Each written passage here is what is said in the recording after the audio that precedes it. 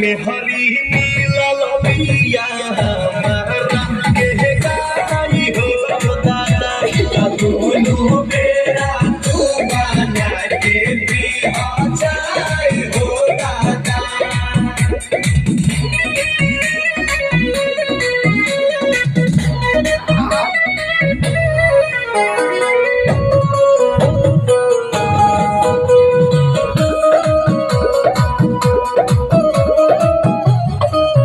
मेरा धीरे बहो अपनी रे बहो ऐसा लायक से लायक मीरे बहो।